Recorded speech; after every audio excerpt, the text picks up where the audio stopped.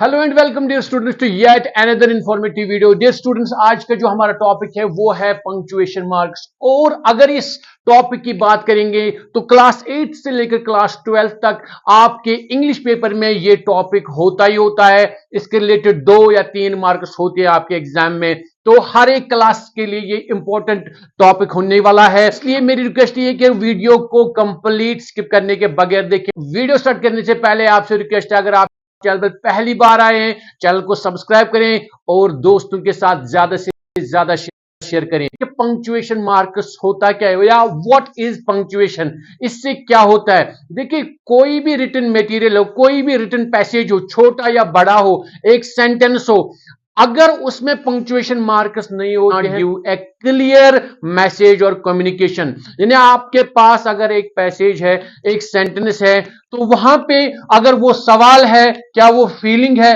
क्या ये complete sentence है, तो वो किससे आपको पता चलता है? With the help of these symbols. ये जो सिंबल्स हम रिटन इंग्लिश में यूज करते हैं, उन्हीं को पंक्चुएशन मार्क्स कहते हैं। और they help us to understand the meaning of that written passage in a very efficient and better manner. Punctuation marks पूछे जाते हैं तो वो कितने और क्या है, यहां पे देखिए मैंने वो यहां पे लिख दिए 1 to 12। पहले बात करेंगे फुल स्टॉप की, जिसको हम पीरियड भी बोलते हैं अमेरिकन इंग्लिश में, तो ये यहां से देखिए डॉट जिसको हम बोलते हैं। फिर इसके बाद है कॉमा, यहां पे क्वेश्चन मार्क इस तरीके का होता है, एक्सक्लेमेशन मार्क इस तरीके का होता है, कोटेशन मार्क्स इस तरीके का होता है। इनको आप कभी कभी इन्वर्टेड कॉमास भी कहते हो। फिर है हमारा कोलन, ये 2 डॉट्स होते हैं। सेमीकोलन, ये डॉट के नीचे ये जो कामा होता है।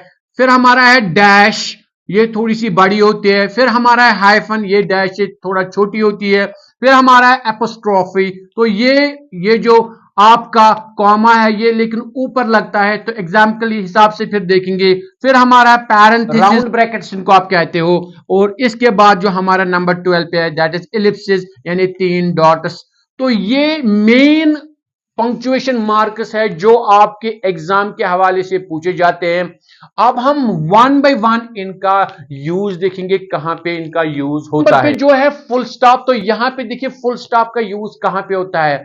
फुल स्टॉप का यूज वहां पे होता है जहां पे एक सेंटेंस मुकम्मल होता है, कंप्लीट होता है। एक सेंटेंस की बात कंप्लीट होती है, वहां पे एंड में हम फुल स्टॉप या आप उसको पीरियड कहते हैं। जैसे एग्जांपल मैंने लिखी है यहां पे, I have a new car, last में मैंने फुल स्टॉप लगाया क्योंकि मैं अपनी बात मैंने मुकम्मल कर दी। इसी तरीके से आप कुछ भी कह सकते हैं, दिस इज ए मार्कर, तो लास्ट में फुल स्टॉप आना चाहिए क्योंकि मेरी बात मुकम्मल होगी।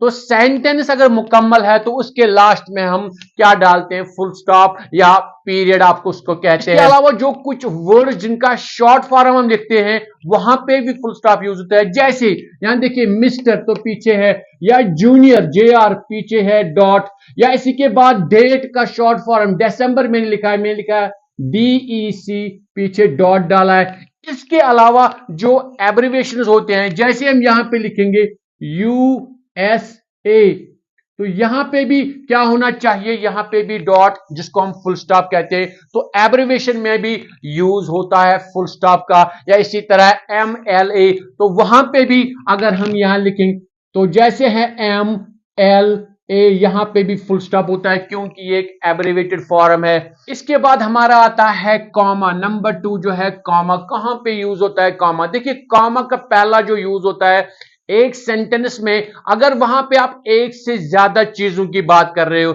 एक से ज्यादा आइटम्स की बात कर रहे हो, तो उनको अलग अलग करने के लिए कॉमा का यूज होता है। एग्जाम्पल यहां पे मैंने लिखी है, देखिए मैंने सेंटेंस लिखा है, I like T comma coffee comma soft drinks etcetera. देखिए यहां पे टी, कॉफी, सॉफ्ट ड्रिंक्स, तो इनके दरमियान इनको अलहदा रखने के लिए मैंने किसका यूज किया है? मैंने कॉमा का यूज किया है। तो ये पहला यूज है कॉमा का।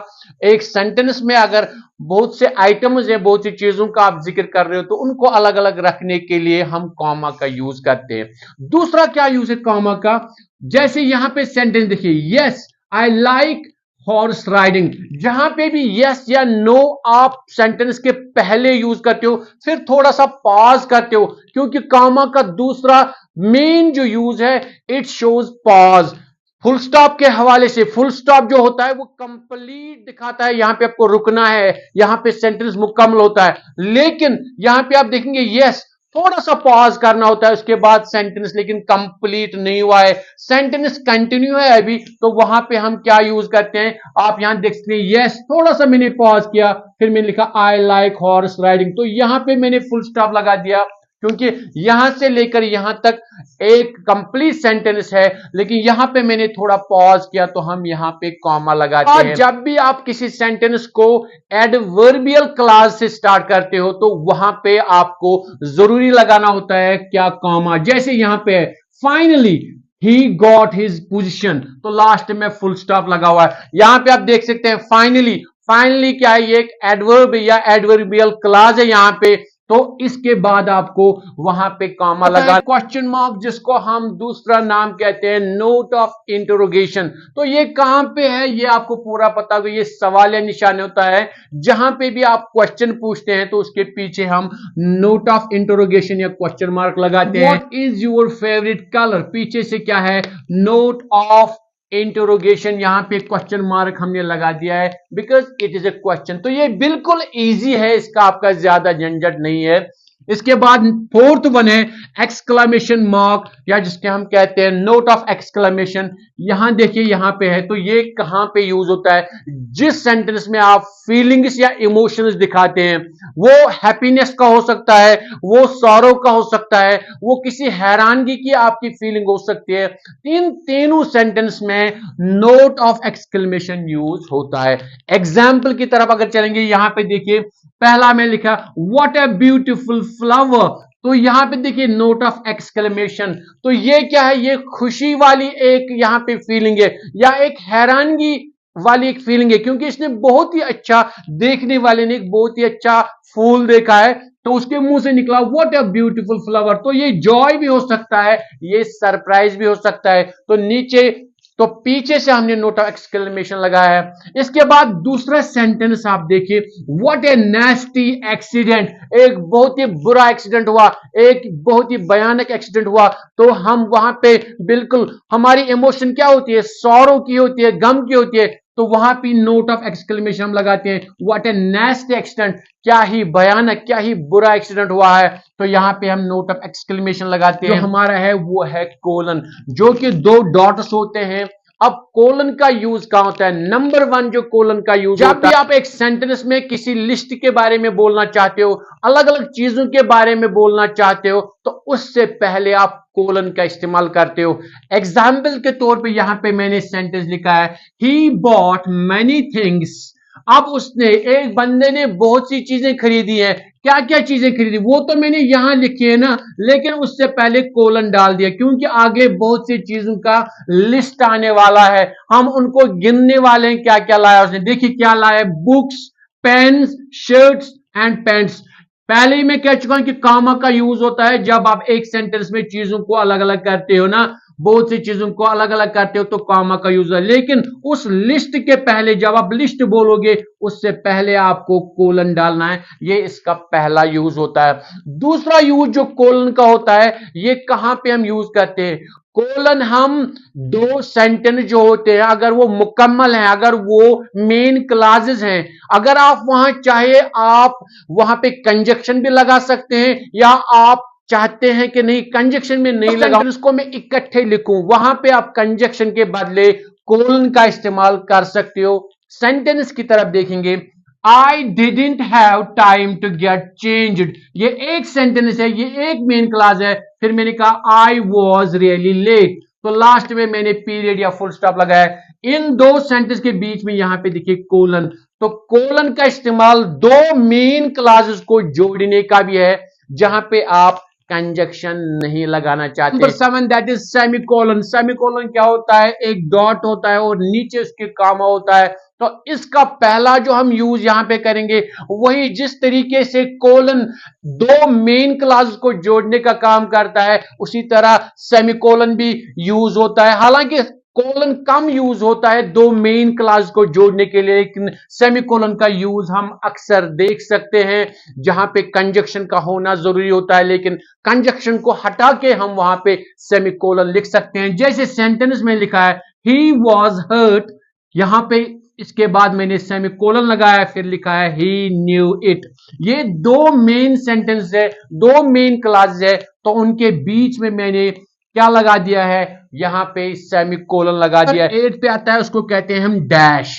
डैश की जब हम बात करते हैं तो ये थोड़ा जो नीचे हमारा है हाइफन, इससे थोड़ा बड़ा होता है, और डैश की खुद की दो किस्में हैं। एक को हम कहते हैं हम एन डैश, दूसरे को कहते हैं एम डैश। यानी एन डैश क्या होता है, एन के बराबर होता है इतना बड़ा, और एम डैश थोड़ा इससे बड़ा होता है, इसको कहते हैं एम डैश।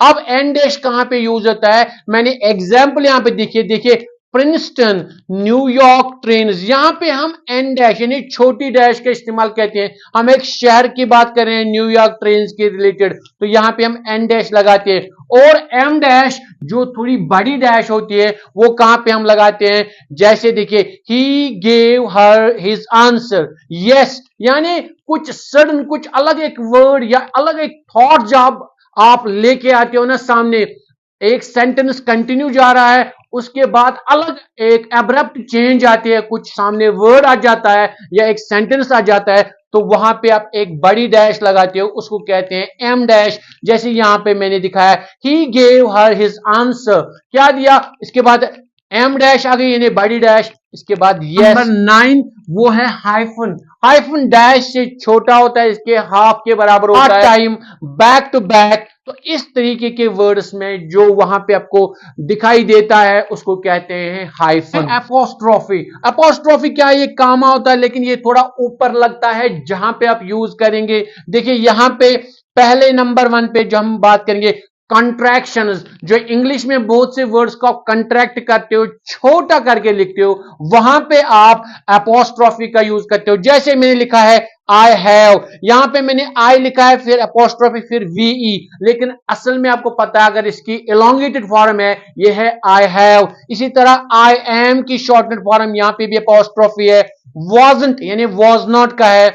इसके अलावा जब हम किसी अल्फाबेट या न्यूमरल्स का कहते हैं कि इनको गिनो आप, जैसे पीज, क्यूज, वनस, टूज, तो उसमें भी हम एपोस्ट्रोफी का यूज, जो नंबर 2 यूज है इसका एपोस्ट्रोफी का, और जो इंपॉर्टेंट यूज है वो दिखाता है पोजीशन, बिलोंगिंग, किस की ये चीज है, या जब हम किसी की बात करते हैं उसके पास क्या है। तो यहां पे देखिए मैंने लिखा है जावेद इज पेन, ये पेन किसका है, ये मान लीजिए मार्कर किसका है, जावेद इज मार्कर। तो यहां पे भी पोजीशन दिखाने के लिए, बिलोंगिंग दिखाने के लिए एपोस्ट्रोफी का यूज हुआ है, जावेद इज पेन। लेकिन यहां पे देखिए जावेद फिर एस लिखा है, एस के पहले ऊपर एपोस्ट्रोफी एस लगा हुआ है। लेकिन जब ऐसा कोई वर्ड हो जो प्लूरल हो और प्लूरल में लास्ट में एस आता है, तो फिर हम लास्ट में सिर्फ वहां पे अपोस्ट्रोफी लिखते हैं, एस नहीं लिखते हैं। जैसे यहां पे है बॉयज हॉस्टल, क्योंकि बॉयज क्या है, ये प्लूरल है, ये लड़कों का हॉस्टल है, तो यहां पे खाली हमें अपोस्ट्रोफी लगाना है, ऊपर एस नहीं लगाना है। और हम ये नहीं लिख सकते BOYS फिर अपोस्ट्रोफी फिर और एस नहीं। जब भी आपका ऐसा एक प्लूरल हो जिसमें लास्ट में एस आता है, तो उसको किसी की तरफ बिलोंगिंग, किसी की पोजीशन की तरफ दिखाने के लिए आपको क्या करना है, सिर्फ अपोस्ट्रोफी लिखना है, जैसे बॉयज हॉस्टल। इसके बाद जो हमारा नंबर 11 पे आ रहा है वो है पैरेंथेसिस। तो पैरेंथेसिस क्या है, ऐसे आप देख सकते हैं जिनको हम दूसरा नाम राउंड ब्रैकेट्स भी देते हैं। तो राउंड ब्रैकेट्स या पैरेंथेसिस का कहां पे यूज होता है, जब आप एक सेंटेंस में एक एडिशनल इंफॉर्मेशन देना चाहते हो डेट के बारे में, या कुछ एडिशनल इंफॉर्मेशन जिसके बारे में आप बात करना चाहते हो, हालांकि वो वहां पे देना जरूरी नहीं होती है। अगर आप दे रहे हैं तो वो एडिशनल इंफॉर्मेशन होती है। सेंटेंस पे अगर वहां पे आप नहीं रखेंगे, सेंटेंस के मीनिंग पे कुछ भी असर नहीं पड़ता है। उस इंफॉर्मेशन को हम राउंड ब्रैकेट्स या पैरेंथेसिस में रखते हैं। एग्जाम्पल की तरफ देखिए, यहां पे मैंने लिखा है माई फ्रेंड, तो ब्रैकेट में मैंने लिखा है इशफाक इज ए डॉक्टर। हालांकि मुझे क्या कहना था कि मेरा दोस्त डॉक्टर है, मेन सेंटेंस है my friend is a doctor. अब मैंने उसका नाम भी यहां पे एडिशनल इंफॉर्मेशन के लिए तो किस में रखा है, मैंने राउंड ब्रैकेट्स या पैरेंथेसिस में रखा है। Last one that is Ellipsis. Ellipsis क्या होता है, 3 डॉट्स, यहां पे आप देख सकते हैं ये कहां पे हम यूज करते हैं? एलिप्सिस का यूज हम करते हैं जहां पे होता है ओमिशन ऑफ वर्ड। आपको खुद ब खुद पता चलता है कि इसके बाद क्या होना चाहिए, कौन सा वर्ड होना चाहिए, लेकिन आप बोलते नहीं है, खुद ब खुद हम समझते हैं, तो वहां पे हम एलिप्सिस का यूज करते हैं। एग्जाम्पल की तरफ देखते हैं, पूरा आपको पता चल जाएगा। शी काउंटेड, किसी ने, हम कहते हैं उसने फिर स्टार्ट किया काउंट करना, क्या? शी काउंटेड 1 2 3, फिर है एलिप्सिस अप टू 10, यानी इसके बाद हमें पता है इसके बाद क्या आने वाला है, 1 2 3 4 5 6 7 8 9 10। अब हमें सिर्फ ये बोलना है 1 2 3, बाकी हम खुद समझ जाते हैं। तो इस पोजीशन पे हम क्या लगाते हैं? ellipsis. Students, these are the punctuation marks which you need to understand. इनका पता होना आपको जरूरी है, ताकि आपके एग्जाम में अगर किसी भी तरीके से इसके रिलेटेड क्वेश्चन पूछा जाए, आप उसको बिल्कुल आसानी के साथ अटेम्प्ट कर पाए। आई होप डियर स्टूडेंट्स, इस टॉपिक को देख के आपको कॉन्फिडेंस मिला होगा कि पंक्चुएशन मार्क्स का इस्तेमाल कहां पे करना है। इसके रिलेटेड आपके एग्जाम में पूछा जाएगा, you will do that question very easily. So dear students, चलते चलते यही आपसे रिक्वेस्ट है, अगर आपने अभी तक इस चैनल को सब्सक्राइब नहीं किया है तो नीचे दिए गए सब्सक्राइब बटन पे क्लिक करें, वीडियो को लाइक करें और ज्यादा से ज्यादा शेयर करें।